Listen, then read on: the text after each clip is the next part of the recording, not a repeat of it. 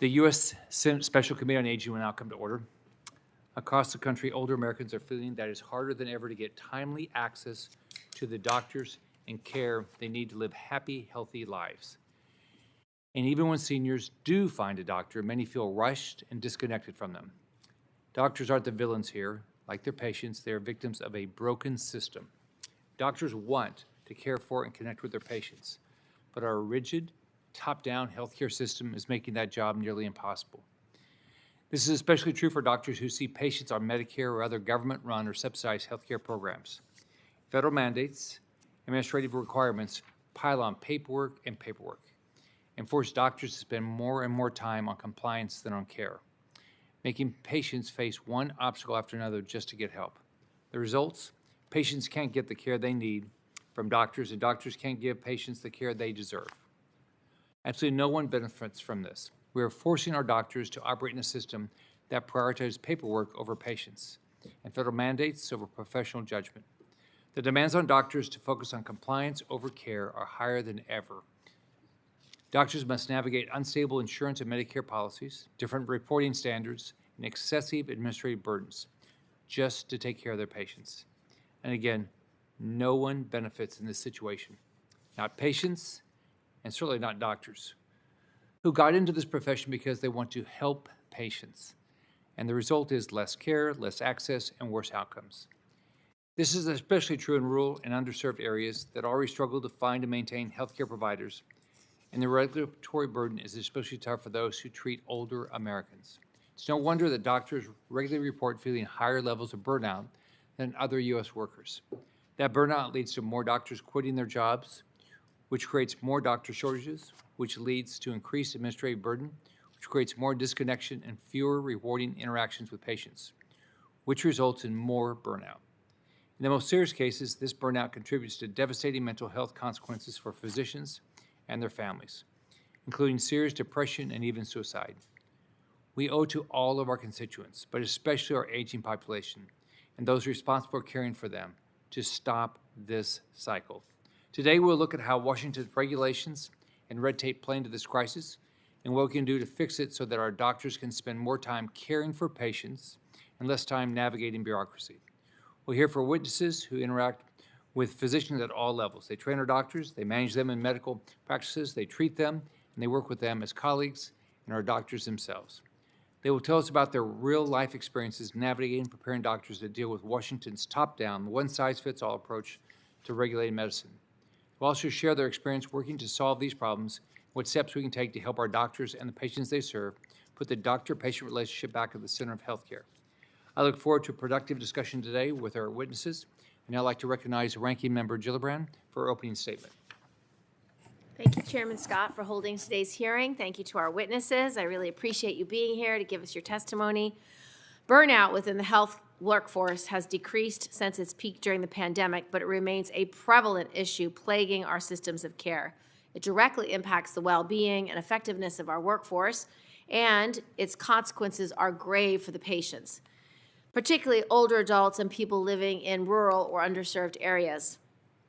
Burnout, which the American Medical Association defines as a long-term stress reaction, including emotional exhaustion, depersonalization, and feeling of decreased personal achievement, causes physicians to leave the profession, making workforce shortages even worse and undermining access to care.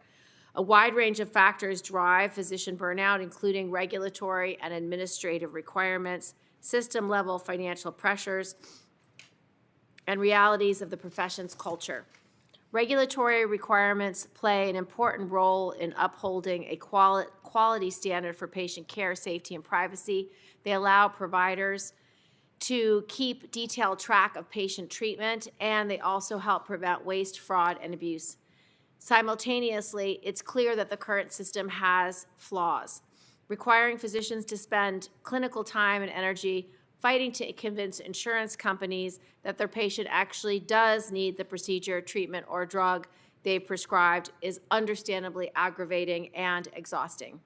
And tying payment adjustments to extensive patient data entry with technology designed for billing compliance instead of clinical workflow understandably causes fatigue and frustration, especially when it consistently spills beyond normal working hours.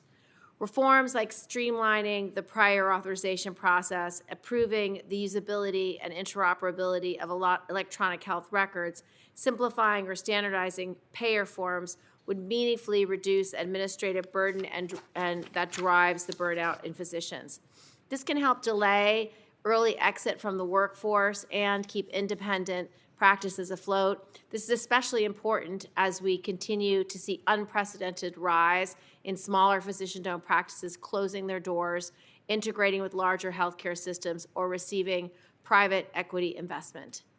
With these structural changes, physicians can face system-level financial pressure that drive burnout through diminished agency and focus on profit. Under these circumstances, physicians can face business-oriented performance targets that require an increase in patient volume. This means seeing a greater number of patients in shorter, increased frequent visits that create even more administrative work, which can be compounded by the reduction of clinical and administrative support staff. This drive towards profit can undermine the ability of these vital healthcare workers to secure their basic psychological or safety needs, and they experience less autonomy and input on key decision-making, particularly combined with the inability to practice elsewhere due to the rise of strict non-compete agreements. Many physicians opt to leave the profession entirely. System leadership must drive operational level change. Employers have an obligation to meet the needs of their employees, promote participation in relevant decisions, and implement evidence-informed actions like those included in the NIOSH and the Dr. Lorna Breen Foundation Impact Wellbeing Guide.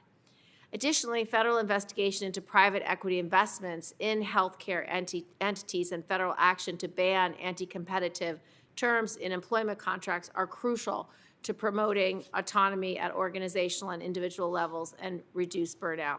Despite the regulatory, administrative, and system-level pressures that put enormous stress on the health workforce, there's a pervasive stigma against seeking mental health support and fear of medical license loss that prevents many from getting the help that they actually need.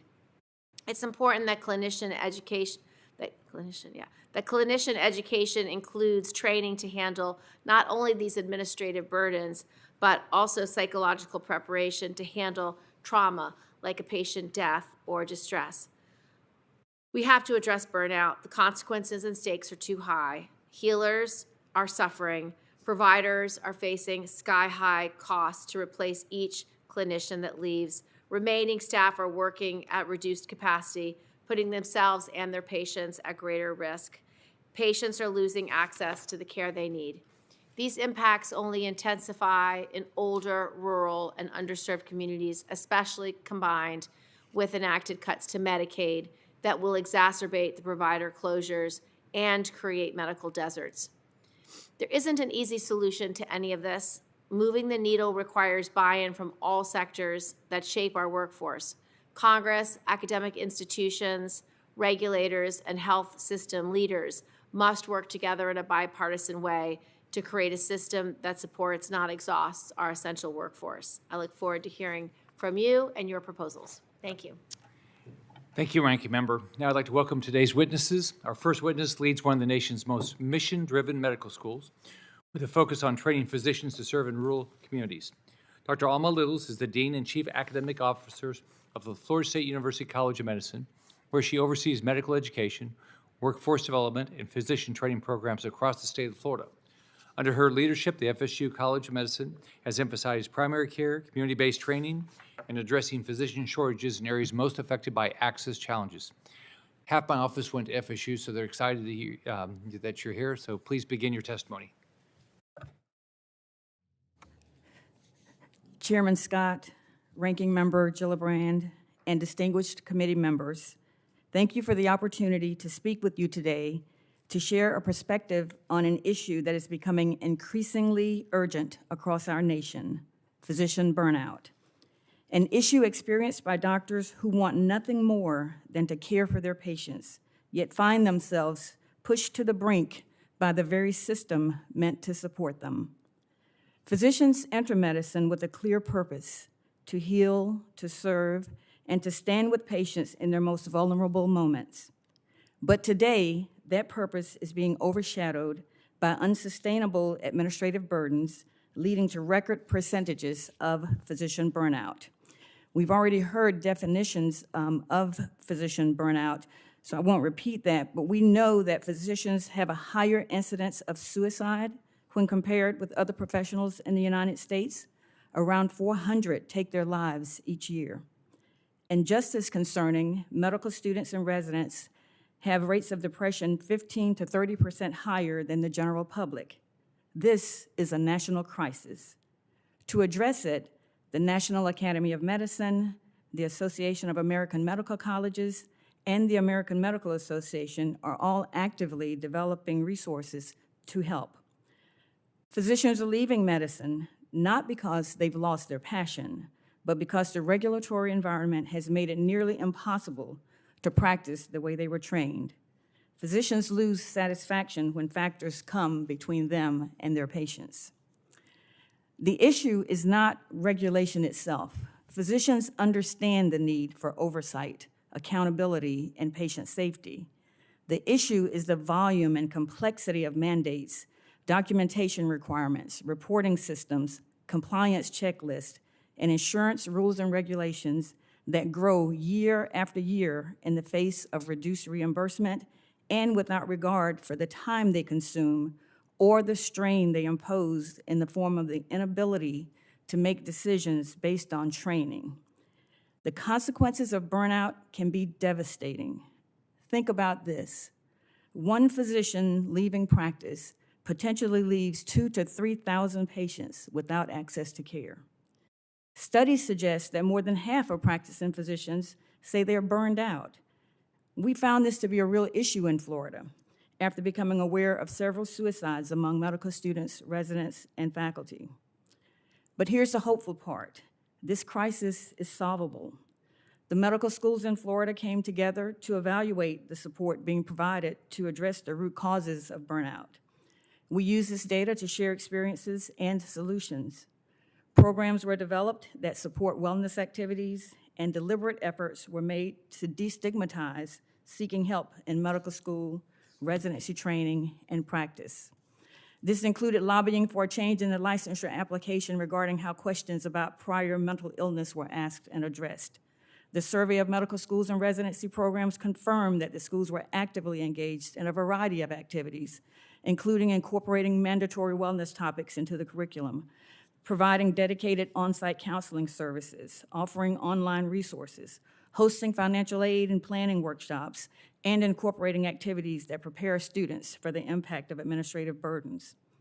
Since our founding 25 years ago, Florida State University College of Medicine has recognized the threat of physician burnout, and we hardwired into our curriculum and extracurricular activities programs and activities to address it. We provide resources on sleep and stress management, weekly fitness classes, campus walks, and improved our on-site fitness room. A major suicide awareness and prevention program featured film screenings and a live panel discussion. Our 6 regional campuses also developed their wellness programs.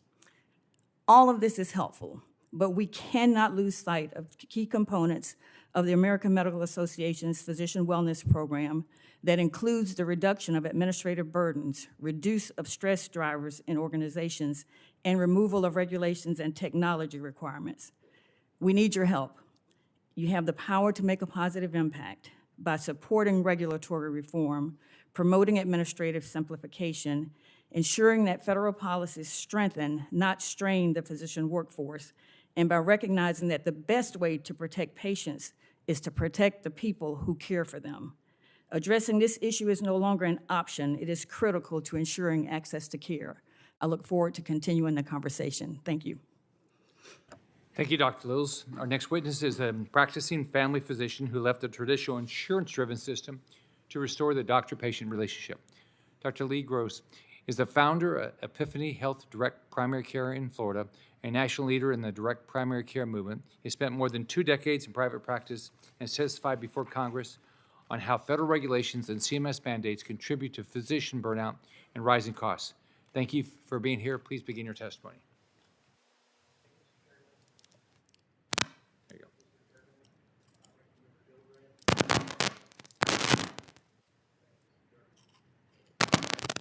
Maybe use Dr. Yeah, just use hers.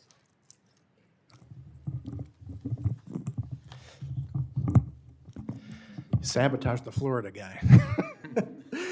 Mr. Chairman, ranking member, members of the committee, it's a pleasure to be back here at the Senate to give some testimony. Again, my name is Lee Gross. I'm a practicing family physician in Southwest Florida, have been independent since 2002. And so for disclosure, I serve on the Florida Board of Medicine. I am speaking on my own behalf and not on behalf of the Florida Board of Medicine. I do not speak for the state of Florida. So the name of my practice is Epiphany Health. And Epiphany Health is a very strange name for a medical practice, and the timer's not running here. Epiphany Health is a very strange name for a medical practice, but in fact, we had an epiphany. And the epiphany was, why are we insuring primary care? Why are we taking relational and longitudinal care and funneling that through an insurance product using tens of thousands of diagnostic codes, hundreds of thousands of diagnostic and billing codes, filing an insurance claim for every single transaction, and then we're disappointed and surprised that it's cumbersome, it's impersonal, it's inflexible, and it's expensive.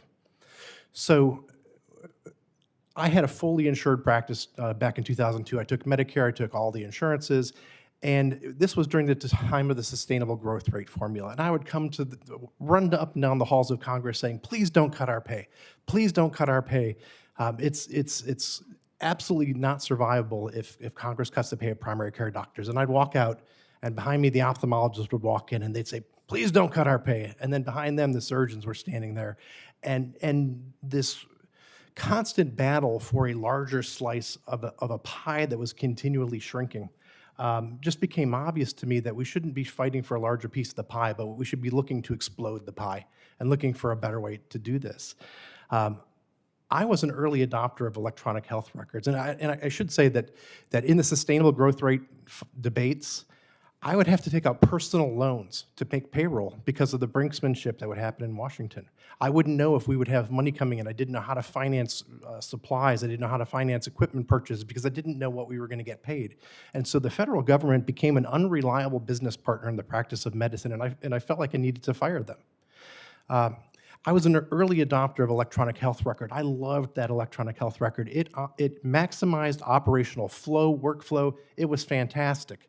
And then the federal government came in and certified it. And so the electronic health record I had that did everything I needed it to do and made me more efficient was no longer certified, and they couldn't afford to certify.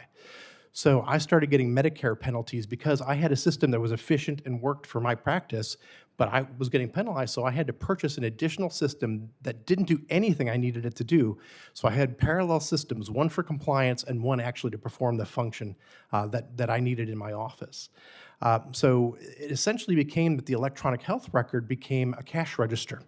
I used to get a one-page note from a consultant. I didn't know why my patient was there, what they did, what their recommendations were, what pertinent findings were. Now I get 16 pages of computer-generated rubbish, and I have no idea what the patient was there for, but I know their pet was spayed or neutered. It's absurd. And so the medical record has become a cash register, the patient has become an ATM, and it had become all about volume. And so you start rolling out all the alphabet soups of the macro and the MIPS and the quality metrics and the reporting. I would have to find other ways to generate revenue because I wasn't going to do those things. And so every time I found a way to generate and support my practice, Medicare would make a rule change to undercut that. And I was playing whack-a-mole with Medicare as to how my practice would survive. And so we kind of joked in my practice that we were just going to go ahead and stop billing Medicare. We're just going to charge $100 for parking. But effectively, that's what we did. Is we created essentially in 2010 what became one of the first direct primary care practices in the country. We charge a subscription for services. We charge $93 a month right now for adults, $30 for children. And after that, we charge nothing for the services we provide in our office. No copays, no deductibles. I don't bill insurance for any services. Any testing that I do in my office is included. EKGs, Holter monitors, cortisone injections, those are all included. And I have a cash-based relationship for all the services outside of my office. So I buy everything wholesale and pass those savings along to the patient. So I buy labs at 95% savings because the lab doesn't have to interact with the insurance company and they don't have to deal with coding. And if you ask the lab, the most expensive that they do in the lab is interact with insurance companies and do the coding. So if you eliminate all that and you just get the lab, it actually gets really cheap. So we've been doing that now for 15 years, operating outside of insurance companies. We've seen near zero inflation in the actual cost of purchasing healthcare. The cost of coverage has skyrocketed, but our cost of purchasing care and providing care has been nearly flat for 15 years. Since we started doing that, we were one of the first few practices in the country that have done that. Now there are thousands of doctors around the country in all 50 states that have stepped away from the system because we can do better at providing primary care, not going through third-party systems. And so we are at a point now in our country where we can personalize healthcare down to somebody's individual DNA. Yeah, we are taking a one-size-fits-all approach to healthcare that has to be a broad brush across a massively enormous country that is so incredibly diverse as the United States of America. But what we don't need is mass production in medicine. We need mass personalization, and that's the kind of care that we deliver. And I'm hoping that we can get to that through removing some of the over-regulation in healthcare. Thank you. Thank you. Our next witness brings the perspective of managing large multi-specialty physician groups serving both urban and rural communities. Jeffrey Smith is the Chief Executive Officer of Piedmont Healthcare in North Carolina and is the incoming board chair for the Medical Group Management Association. In his role, he oversees the operational, financial, and compliance challenges facing physician practices under Medicare and CMS regulation. Boy, it sounds like an easy job. Thank you for being here. Please begin your testimony. Chairman Scott, Ranking Member Gillibrand, and members of the committee, thank you for the opportunity to testify on how administrative and regulatory red tape fuels physician burnout and undermines patient access to care. I am honored to speak on behalf of Medical Group Management Association, MGMA, as its incoming board chair. MGMA has over 70,000 members across the United States, representing 15,000 medical group practices and more than 350,000 physicians. I'm also the CEO of Piedmont Healthcare, a physician-owned and led multi-specialty medical group based in Statesville, North Carolina, with over 230 physicians and providers and almost 1,200 employees. I have over 40 years of healthcare experience, and I feel deeply passionate about this issue, in part because I've seen its impact firsthand while working alongside my daughter, who's a primary care physician in my practice. MGMA has long advocated for reducing administrative burden and routinely surveys our members on administrative hurdles they face. Their feedback makes clear the connection between regulatory burden, a broken payment system, and physician burnout. In our 2026 survey, with over 230 respondent physician practices, more than half of the practices report losing a physician to burnout in the past 3 years. And among those, over 75% say regulatory burden played a substantial role. This impacts patient access to care as it leads to longer wait times, shorter visits, and practices becoming unable to accept new patients. In my own practice, I've increasingly witnessed more physicians being driven toward early retirement. Burden related to regulatory impacts of work-life balance as well, something I've seen with my daughter, who often must complete these tasks at home after her children fall asleep. While MGMA supports efforts to strengthen and expand physician training programs, addressing administrative and regulatory policies are leading to physician burnout is critical to stem the tide on the front end and support physicians already in practice. I would like to highlight the following burdens that I and other MGMA members are facing that significantly contribute to physician burnout. Medicare Advantage has allowed beneficiaries to access new benefits and can serve as an opportunity for innovation. However, as Medicare Advantage enrollment has increased, it has created daunting new challenges for many practices. MGMA members report audits, denials, prior authorization, and downcoding in Medicare Advantage as some of their top burdens in 2026. There's also significant lack of standardization across Medicare Advantage plans. We've had to hire whole teams dedicated to value-based care just to interpret what quality really means. For years, one of the top cited regulatory burdens for medical groups has been prior authorizations due to its impact on staffing demands, added cost, and impact on patient care. I oversee over 70 offices in the Charlotte metro area, and each practice has at least one staff member dedicated to prior authorizations. MGMA members rank Medicare Advantage as the most burdensome payer. I appreciate the chairman, ranking member, and many members of the committee for co-sponsoring the Improving Seniors Timely Access to Care Act. It is important to pass this widely supported legislation that would streamline prior authorization for Medicare Advantage. There are numerous additional opportunities to reduce duplicative and unnecessary regulatory hurdles. Reforming the merit-based incentive payment system, or MIPS, in Medicare would be welcomed, as complying with these requirements is a time-consuming and laborious process. Further, provided enrollment and credentialing in Medicare could be streamlined to better capture this data and lower practice costs. All of this regulatory red tape is exacerbated by the continued under-reimbursement of Medicare Part B. Financial stressors were the second largest contributing factor to physician burnout in our 2026 survey. Given Medicare's reimbursement frequent reductions due to outdated budget neutrality requirements and lack of an inflationary update, it is vital to pass legislation to comprehensively address these concerns. The challenges discussed throughout this testimony coalesce to undermine the ability of independent medical groups to continue to operate and potentially lead many practices to sell. One MGMA member relayed selling their practice after being independent for over 100 years. Enacting long-term reforms would help lead to a more robust practice environment. I sincerely appreciate the opportunity to testify today and share both my personal experience and other MGMA members' experiences on how regulatory burden contributes to physician burnout. I look forward to your questions. Thank you. Now recognize Ranking Member Gillibrand to introduce the next witness. Thank you, Mr. Chairman. I now want to introduce Corey Feist. Mr. Feist is the CEO and co-founder of the Dr. Lorna Breen Heroes Foundation and recently served as the CEO of the University of Virginia Physicians Group. Mr. Feist has previously testified to support mental health legislation for healthcare workers in the front of the House Energy and Commerce Committee's Subcommittee on Health. His advocacy efforts resulted in the passage of the first federal law focused on improving and well-being of healthcare workers, the Dr. Lorna Breen Healthcare Provider Protection Act, in honor of his sister-in-law. He was also awarded the Surgeon General's Medallion for Health in 2023 for the foundation's efforts. Mr. Feist, you can begin your testimony. Chairman Scott, Ranking Member Gillibrand, and members of this committee, thank you. My name is Corey Feist, CEO of the Dr. Lorna Breen Heroes Foundation. On behalf of millions of health workers, thank you for the introduction and co-sponsorship of the Improving Seniors Timely Access to Care Act of 2025, and for reauthorizing the Dr. Lorna Breen Healthcare Provider Protection Act. We now seek full funding of the Lorna Breen Act to ensure life-saving work continues. This is my third time testifying on this crisis.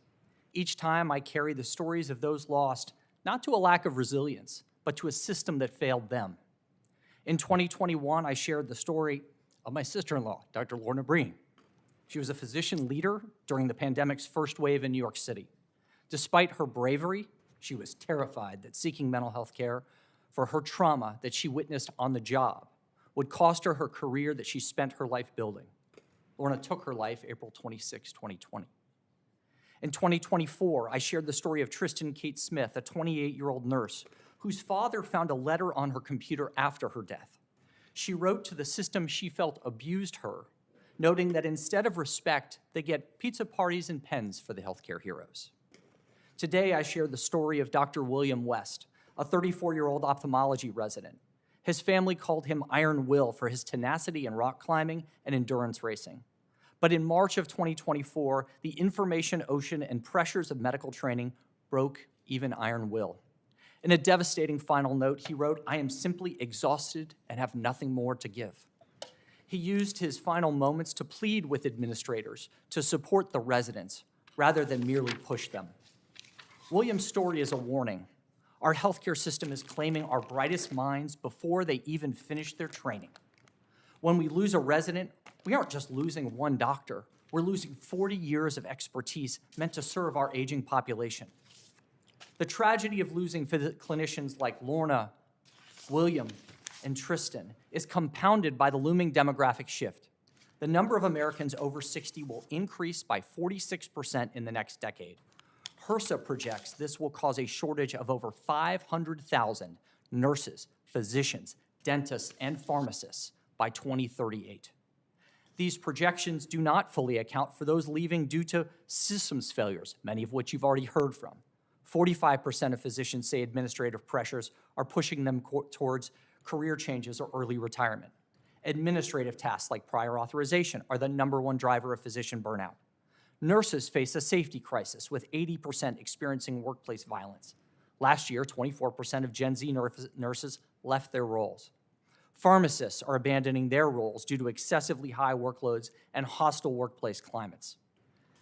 However, this is not a foregone conclusion. Thanks to the Lorna Breen Act-funded Workplace Change Collaborative, we now have a proven national framework with several priorities for policy and practice to avert this crisis.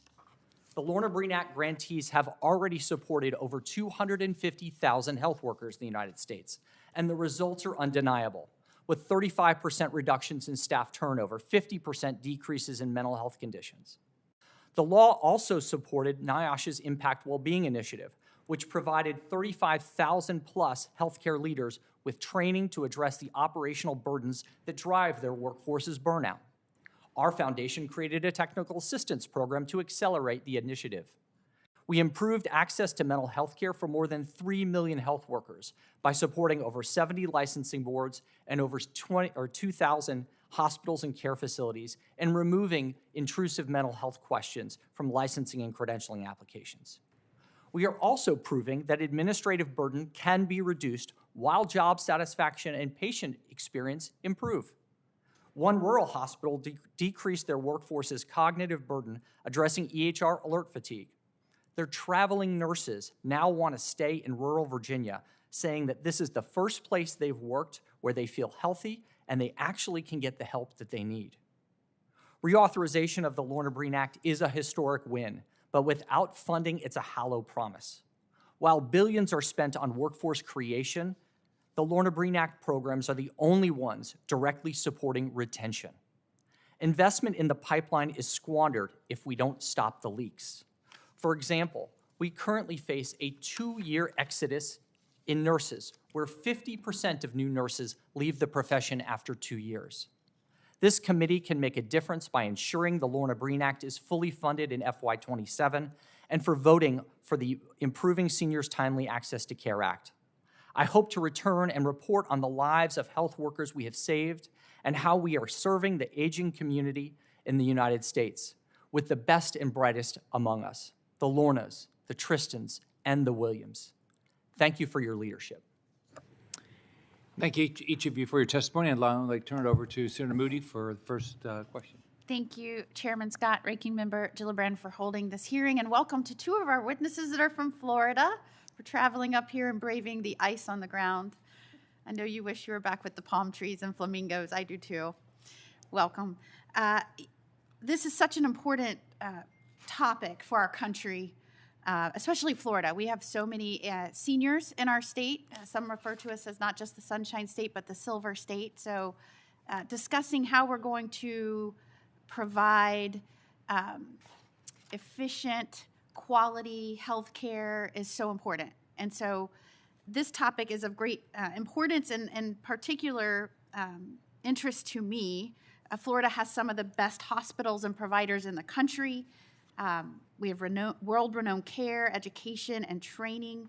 We're so proud of these accomplishments, but we know they're only possible because we have hardworking Floridians that have trained in healthcare and are part of our healthcare structure and show up to work, rain or shine, no matter what's happening. Nationwide, the healthcare industry employs over 17 million people, making it one of the largest employment sectors in the United States. So it is understandable that we need a large healthcare sector and those that will work in this industry. But so much of that economy is tied up in billing, administration, and regulatory compliance, and physicians are increasingly forced to spend nearly twice as much time on administrative work as they do in providing patient care. I hear from Floridians all the time what they're experiencing on the job in these healthcare careers, and it's grinding, it feels burdensome, it's challenging, and I think that is probably why a recent Mayo Clinic study found that 57.1% of physicians said they would choose to become a physician again, down from 72.2% just 5 years ago.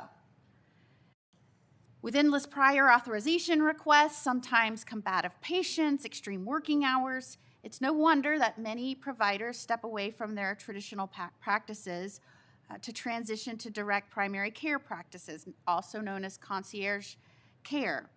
Many of these practices allow physicians to see patients for longer, avoid cumbersome administrative processes, all while delivering a higher quality experience and giving doctors more time to live their lives. We expect that segment of the healthcare industry to grow to nearly $36 billion by 2030. And while there is a lot of good with that, and I certainly understand why there is that transition, we have to recognize that the exodus of providers from the mainstream healthcare system is a symptom of an underlying problem with that traditional system. And we as a government have to figure out why that is. I mean, it's no longer a free market in the healthcare system. Government has gotten so involved and so regulated, and we require so many things. Some seem nonsensical, like making you move to a different computer system when yours is working just fine, where you have to maintain 2 computer systems.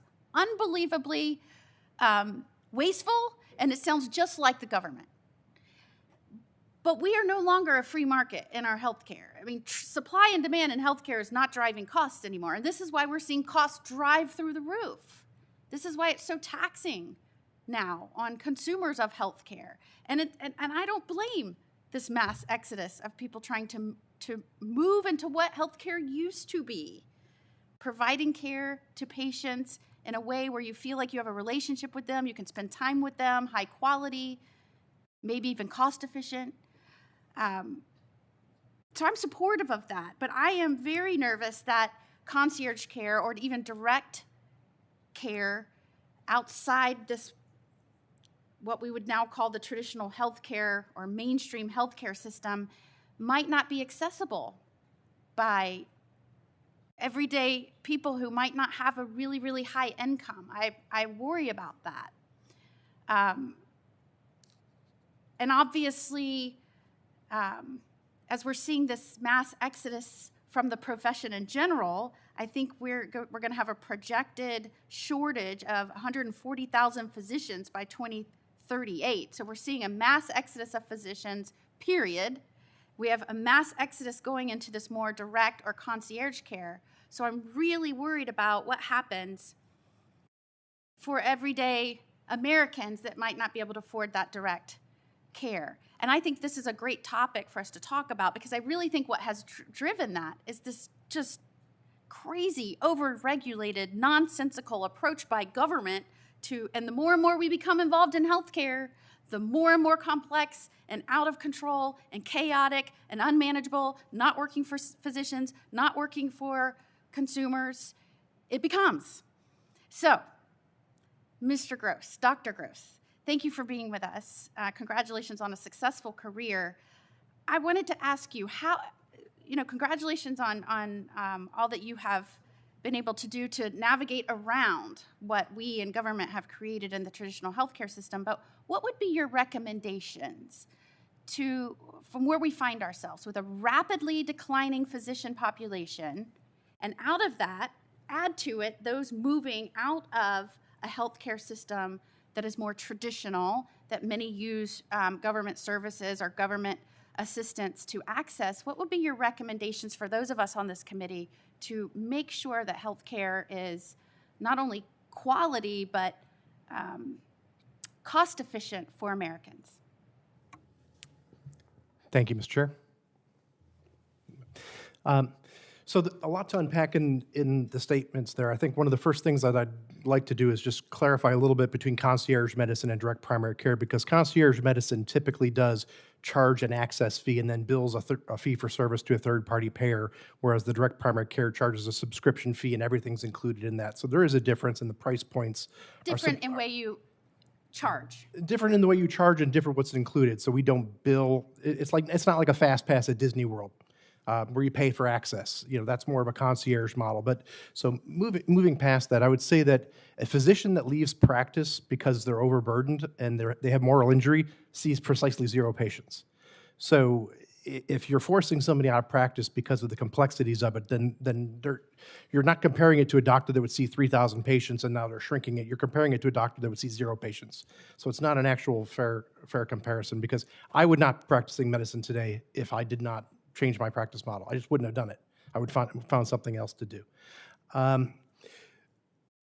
I am forced by law to opt out of Medicare when I direct contract with these patients. That was not my decision. That was federal law that required. Explain that you can't do both. Right. So when I directly contract with a Medicare beneficiary for services that are covered by Medicare, I have to, by law, opt out. And it's not just opt out in my direct care practice, it is across the board under everything tied to my NPI. So I can't moonlight as a hospitalist. I can't serve ER shifts. I can't do telemedicine through a traditional teledoc type service because they all bill Medicare. And so that locks me into saying I can only accomplish this panel size by statute. I would love to see that change. I would love to work with you to change that statute because that has a disproportional impact on rural healthcare. So because if I'm putting a panel of a primary care doctor in rural America, in rural Alaska, rural Utah, I can make a direct primary care practice work and be profitable with 300 to 500 patients.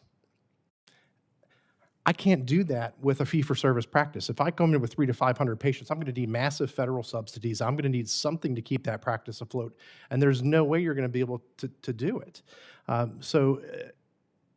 And again, if statute requires me to opt out to do that, I may be the only doctor in your community serving your emergency room. I may be the only doctor that might be able to care for you in the hospital, and statute has required me to opt out because I'm providing more affordable and accessible care.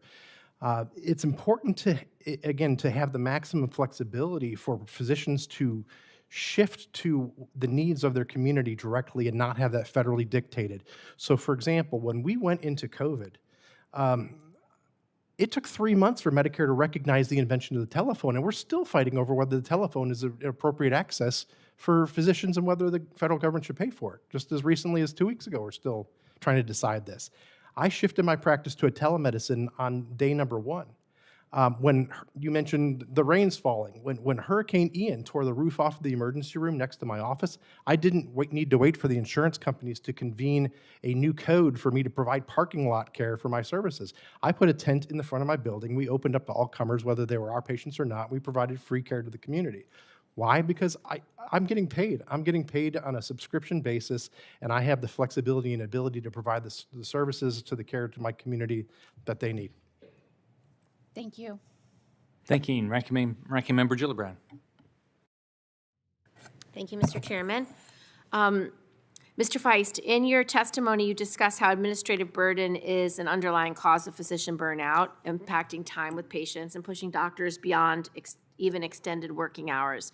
Your foundation's Impact Well-Being Guide provides guidance on how hospitals and health systems can address these burdens through quality improvements and quality improvement projects. Could you please share a brief example of how healthcare providers successfully reduce physician burning by using your Impact Well-Being Guide? Absolutely.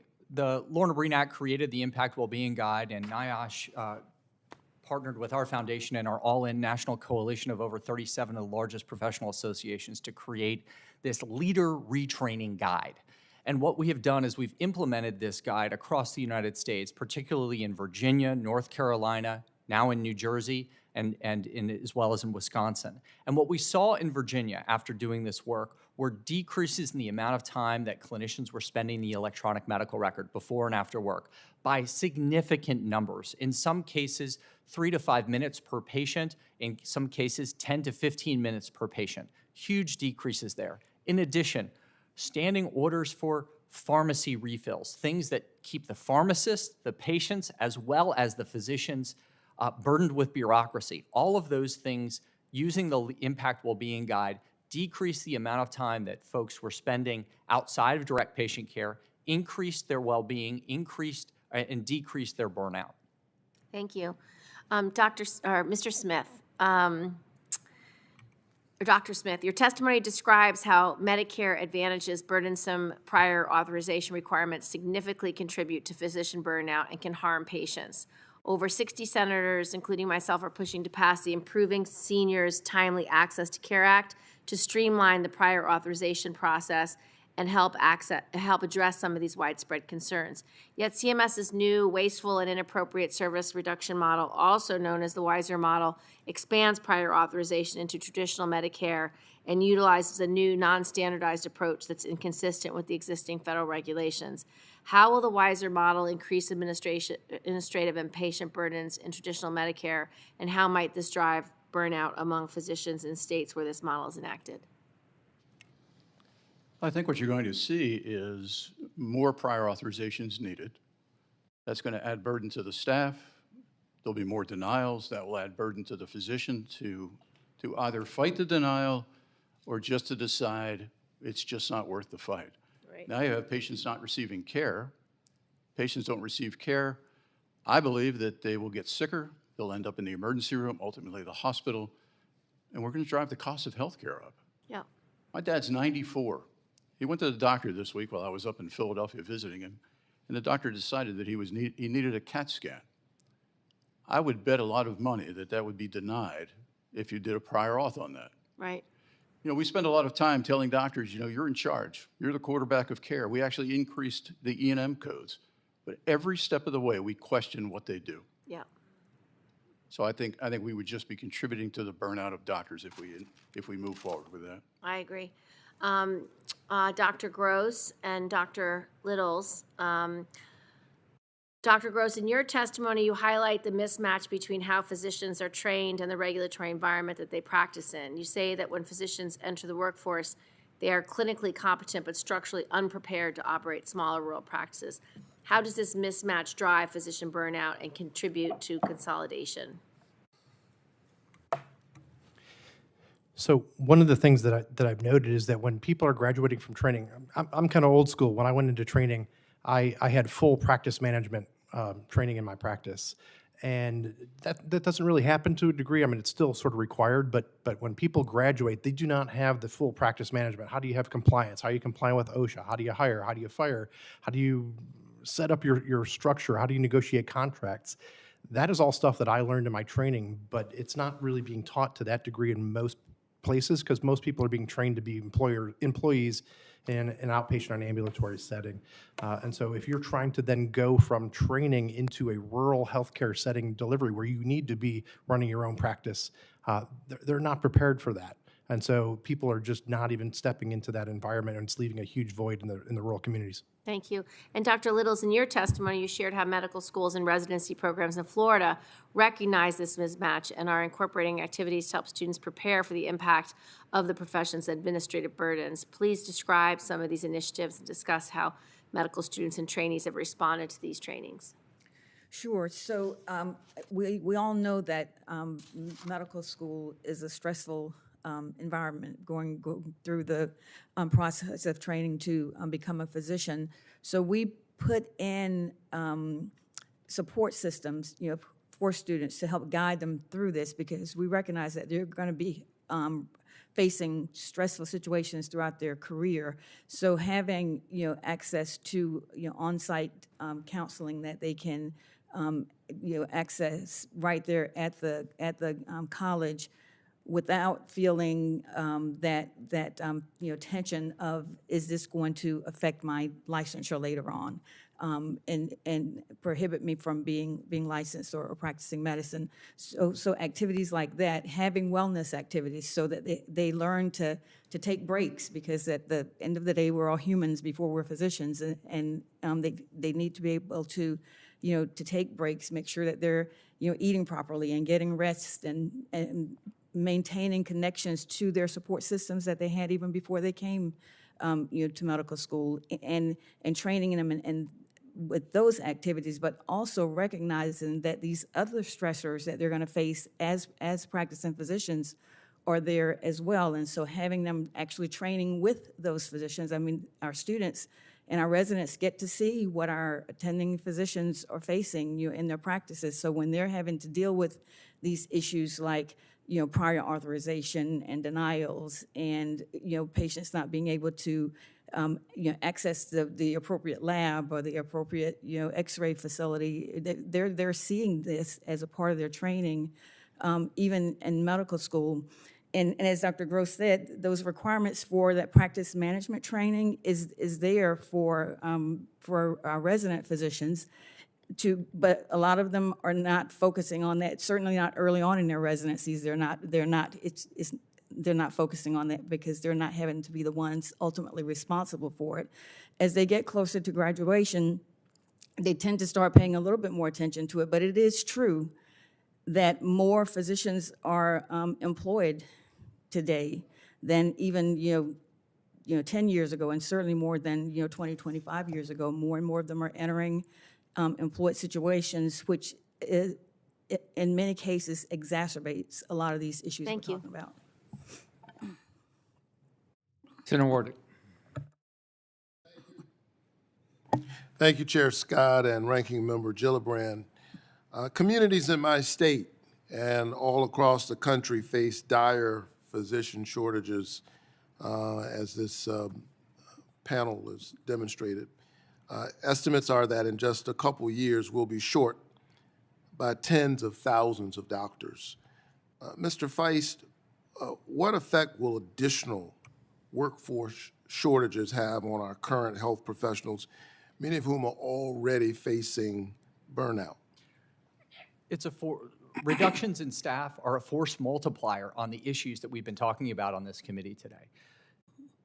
We have to look at what our clinicians are spending their time doing right now. And when you look at the fact that about 70% of a primary care physician's time and 50% of a nurse's time spent away from the bedside, away from the patient, spending that time on administrative burden, as you decrease your staff, who else is left to do the administrative work? And so it's this vicious cycle that will impact access, it will impact quality, and it will impact cost over time.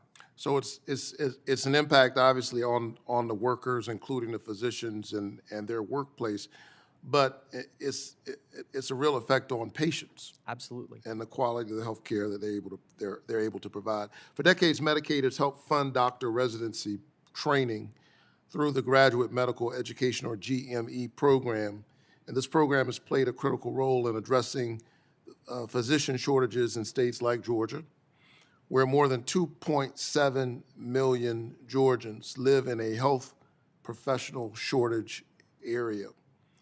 But it's clear we need to do more. That is why I was proud to introduce the bipartisan Resident Physician Shortage Reduction Act alongside my friend Senator Bozeman. This bill would fund 14,000 new resident slots over the next 7 years. Mr. Smith, how would an increase in Medicare-funded graduate medical education slots help improve our seniors' access to healthcare services? I think any addition of physicians into the market would increase access to care. There'd be more appointment time and more availability. The challenge we have is convincing those doctors to go into primary care, internal medicine. Most of them nowadays, they say, I want to become a neurosurgeon, or I want to become an EP doc in cardiology, because there's more money there. They're trying to pay off their student debts. They spend another year in fellowship. So we don't see a significant amount of docs wanting to be family practice doctors anymore. And I think somehow we've got to incentivize that in this program to make that more attractive, make that the noble position that it used to hold in the community, take some of this administrative burden off of them, and let them be doctors again. The numbers are great. We need the numbers. We know that the shortage by 38 is going to be staggering. Absolutely. So I think they're making decisions then about the direction of their career and what they will be able to practice, not necessarily based on what they prefer to do. Some would love to go into primary care. It's an economic issue. In that regard, Dr. Littles, in your experience, how often does the cost of higher education in the health professions dissuade people from entering the field? Thank you for that question. We certainly believe that that is a factor because, as I said, when students come into medical school, they come because they really want to be able to provide care and spend that time with their patients. But they also need to be able to make a living. in doing that. And as has been said, it's the primary care specialties that are the hardest hit with that because they tend to be at the lower end of the pay scale already. Right. And if you're asking them to do more and more for less and less, at some point that just doesn't work, for them. So if we're able to fix some of these other issues with those practices, I believe those students who come in wanting to take care of patients in a primary care setting will continue to want to do that and will continue to do that. Absolutely, and I would imagine, not imagine, I know this is particularly difficult for first-generation college students who've gone on to medical school and are, they have the aptitude, but you have these barriers. In the last few months, I've heard from thousands of Georgians about changes to federal loan limits under the Big Ugly Bill, which cap the maximum amount of federal direct loans available to students pursuing a health profession. Most medical and nursing students in Georgia rely on federal loans to afford their education. And when federal loans are capped, students seeking advanced degrees in healthcare still owe the rest of their bill. And those who don't come from rich families have to then try and get risky private loans from banks, or worse, put their tuition balance on high-interest credit cards, or even just give up their dreams of being a health professional altogether. And so this is a concern that all of us share. I appreciate your work in this area, Dr. Little, and also other members of the panel. And I'm deeply concerned that these changes to the federal student loans amid a growing healthcare workforce shortage and aging population is the exact wrong move at the exact wrong time. Thank you so much. Thank you, Senator Warding. Senator Also Brooks. Thank you so much, Chair Scott, Ranking Member Gillibrand, and thank you so much as well to all of our witnesses for being here today. Across the country and in communities throughout Maryland, physicians are telling us the same story. We hear that they are exhausted, overwhelmed, and increasingly unsure how long they can continue practicing in a system that demands more from them each year while giving them less time, less support, and less autonomy to focus on patient care.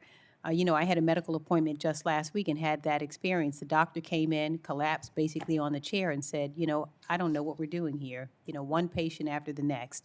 So burnout is not simply about long hours. It's about physicians spending more and more of their time navigating layers of paperwork and trying to operate around complicated processes instead of caring for patients. It's about shorter visits, heavier caseloads, and constant pressure to do more with less. And it's about working in environments where asking for help can still feel risky or discouraged. In Maryland, I hear from providers who want nothing more than to stay in their communities and care for their patients, but who are struggling under administrative complexity, rising operating costs, and workplace structures that prioritize volume over quantity. These pressures are driving talented physicians out of medicine, and patients are feeling the consequences. Appointments are hard to get, wait times are longer, and rural and underserved communities are losing providers altogether. And exhausted clinicians face higher risks of medical error, directly affecting patient safety. This is not just a workforce issue, it's a healthcare issue as well, an access issue. It's a quality of care and system sustainability issue. And at the same time, the drastic Medicaid cuts in H.R. 1 threaten to further destabilize clinics and hospitals that serve as the backbone of primary and preventative care, forcing more patients into emergency rooms while placing even greater strain on an already stretched workforce.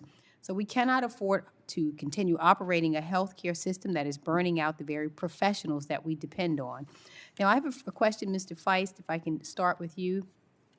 And you have spent years working with hospitals, healthcare systems, and policymakers on efforts like Dr. Lorna Breen Healthcare Provider Protection Act to address physician mental health and burnout. And much of the national conversation focuses on helping physicians manage stress, but far less on reforming the structural conditions that drive burnout in the first place. So based on your work, can you tell us what are the most impactful preventative reforms that reduce burnout at its root? I appreciate the question because you highlight the issue. The well-intended response over the last few years to the workforce has been to flood the market with a message of you need to be more resilient to health workers when they need the problems addressed at the root cause. What we hear from the workforce by asking them the same question you asked me is that the administrative burden is the #1 driver of their burnout. In addition, for nurses, the increasing issues around safety and threats and acts of violence against them are also driving them completely out of the workforce. The workloads are manageable if you think about the fact that the workloads can be manageable if you reduce the amount of administrative time that they're spending before and after work. And so that in getting health workers back to the bedside and back to getting into the direct patient care that they went into the business to do. So we need to return them back to what they trained for and eliminate as much of the administrative burden and other operational inefficiencies that stand between them and their patients every day. As a workforce violence, I've heard a lot about workforce violence, and so how important is it that occupational safety and health administration develop clear federal standards to ensure that physicians, nurses, and other healthcare professionals can practice in environments that are physically safe as well as adequately supported? Question back to me? Yes. Think about the Maslow hierarchy of needs. You have your essential needs of being able to be fed and watered, if you will, use the restroom, but then right above that, you have safety and feelings of just being physically safe and emotionally safe.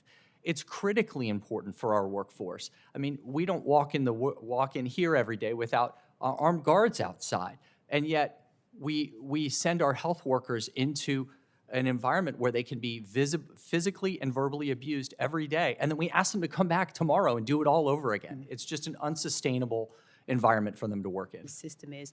Just one last question. My time is going here. Prior authorization, and this is for Mr. Smith, has become a routine gatekeeper in medical care, often requiring extensive paperwork, repeated appeals, and long delays before patients can receive treatment that their physicians deem medically necessary. So from your perspective running medical practices, how does the current prior authorization system contribute to physician burnout, and what consequences do you see for patients when medically necessary care is delayed or denied, particularly for older adults and those in rural and underserved communities?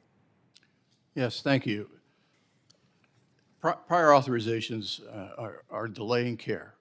There's no doubt about it. And just to back up for a second, burnout is not restricted to doctors. In some of our offices, we have over 40% of our staff turnover every year because they cannot last in this environment. It's that difficult. And I try to see every class of incoming employees, and I tell them, healthcare is not for the faint of heart. It is incredibly difficult, and I believe our front desk folks have the toughest job in healthcare, not the doctors.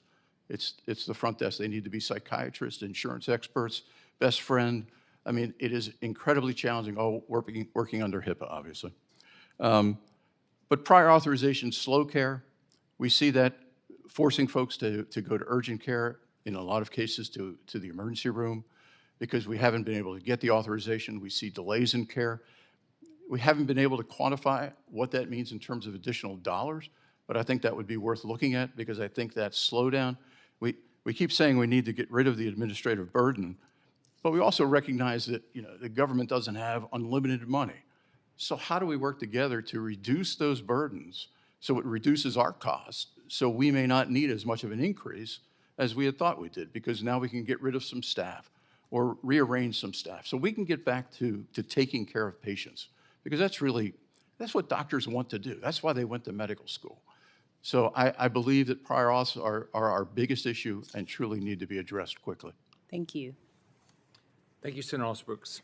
Dr. Littles, what effect does documentation reporting requirements have on the willingness of new physicians to practice in rural or underserved areas?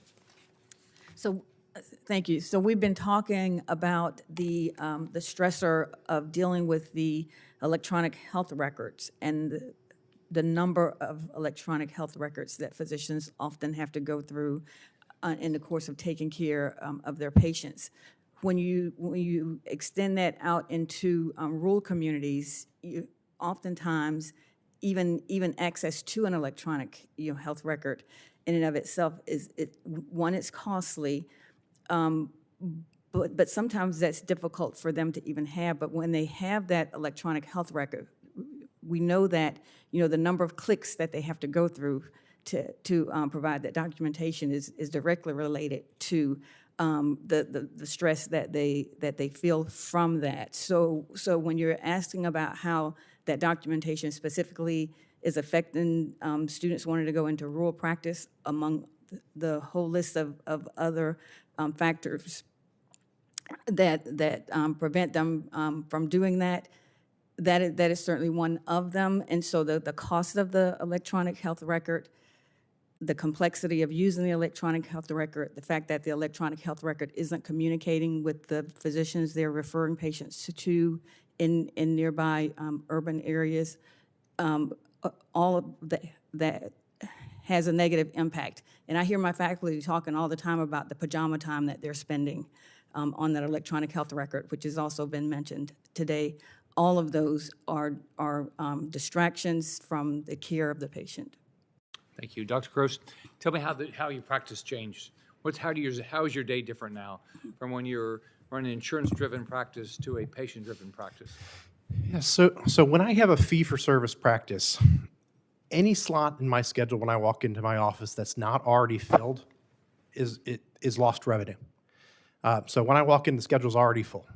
And as the phones start to ring, then I have to start adding double booking, triple booking, quadruple booking, referring to the emergency room, sending to physician assistants, nurse practitioners, sending to other sites of care, because I don't have the capacity built within my schedule to accommodate for them, which requires me to run an hour behind schedule, 2 hours behind schedule, 5-minute office visits, 3 minutes of those which are spent clicking the boxes to get paid, and then the 2 minutes, oh, you've got another problem? I'm sorry, you got to rebook, and by the way, my next available appointment's in 3 months.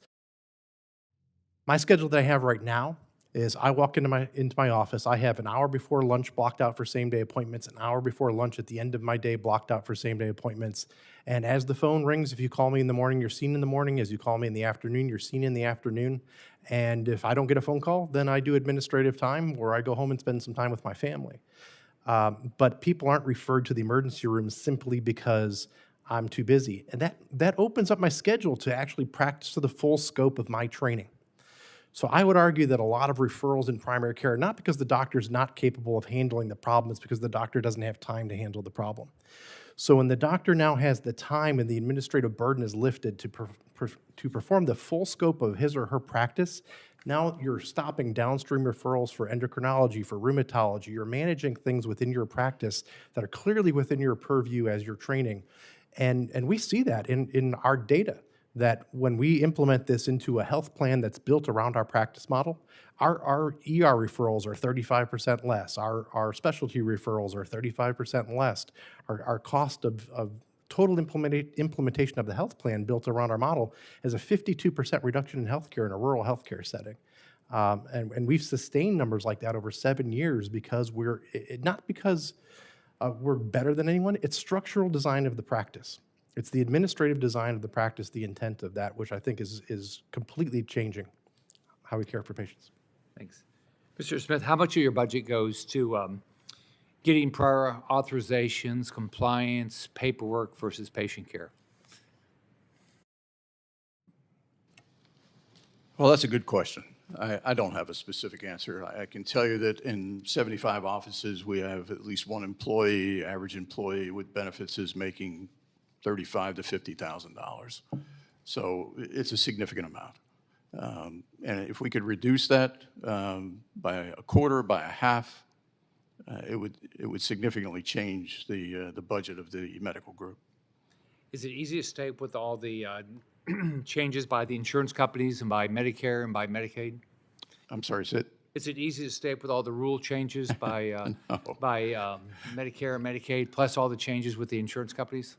It is not easy. I mean, we do our best to educate. We have great staff. Our staff typically is high school educated, working in the medical offices. We have in-house programs to allow them to become certified medical assistants. We do everything we can to raise them up and to increase their knowledge, but it's a lot. It's a lot. 1 or 2 doctor practice, can't really have a business manager running that practice. So we're running it from afar and hoping that we can get information to them to allow them to be successful, honestly, just to get paid for the work they're doing. the people that run Medicare and the Medicaid in your state, they're just out there to help you every day, aren't they? They're just Yeah, so- yeah, every day they come out. No. It's a challenge. Yeah. Mr. Feist, how much of today's mental health crisis is driven not by patient care itself, but by the constant pressure of bureaucracy and red tape? We hear that as we've discussed today, when you think about burnout as an occupational syndrome, and burnout is driven by the workplace design, I think as we've discussed today, the vast majority of what we're experiencing in burnout is within our control to reduce by changing the operational environment that our healthcare workers work in every single day. Thank you, Member Gillibrand. Do you have anything else? Okay. Well, I want to thank everybody for being here today. This was eye-opening. Hope all of our colleagues in the Senate see all this. I think it's very difficult what physicians are going through. And I think more and more physicians are doing what you're doing, Dr. Gross. They've got to opt out of the way the system is organized because it's just too difficult. And I'm sure you deal with Dr. Littles all the time, the choices people are making. So thanks everybody for being here. It's clear that real reforms must start with cutting red tape and putting doctor-patient relationships at the center of healthcare so physicians can focus on healing rather than compliance. I look forward to continuing to work with members across the aisle and down the dais. If any senators have additional questions for the witnesses or statements to be added, the hearing record will be open until next Wednesday at 5 p.m. Thank you very much. It's adjourned.